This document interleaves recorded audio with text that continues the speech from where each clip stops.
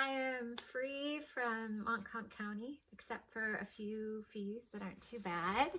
And I have this leg, and I have this leg, so I am tether free. I'm really happy about that. I can leave the state. And I think maybe most importantly, I don't have this sort of Damocles hanging over my head. That's one where it's like on a thin string. Because for the 6 weeks that Judge Eggleston ordered me on a PR bond, no alcohol, no marijuana, no being out after 10, wearing a tether. What was the other one?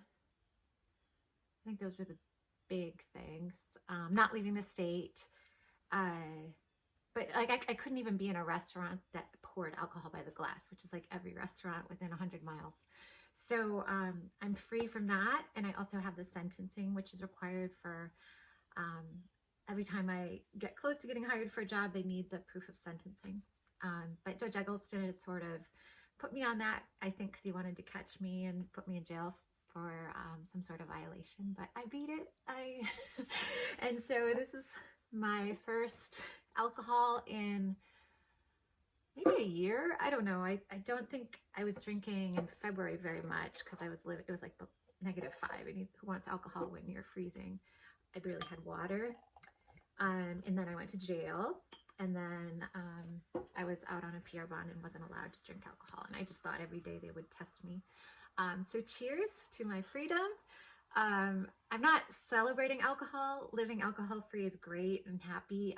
It's just when you're an adult and you're not allowed to do something that's kind of basic and you don't have any chemical abuse history, it feels like an infringement, because it is. But cheers. Oh,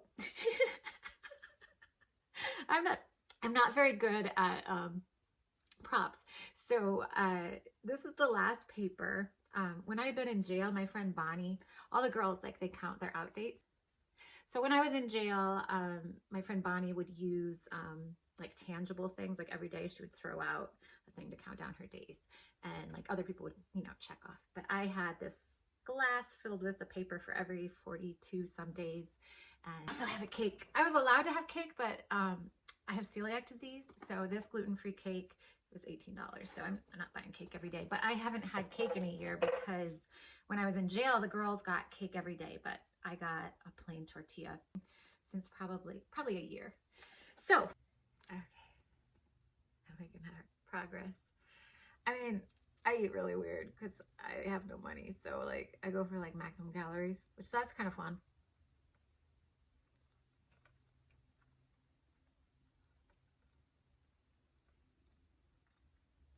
But mostly I've been eating turkey sandwiches because I don't have running water and I can't afford a lot of propane. Don't have hot water. So like to cook rice, you have to wash the rice with potable water, which I have to buy. You have to boil it, and then you have a really dirty dish without running water to wash it. So I just buy gluten-free bread, cold cuts, and cheese. That's a lot. And then I eat peanut butter with chocolate chips. Like I take a spoonful of peanut butter, I roll it in mini morsels. It's really good. Apples, cheese, and summer sausage, and sometimes hot dogs. Sometimes Dinty more stew or like chili, especially if I can heat it on the wood stove without using a pan.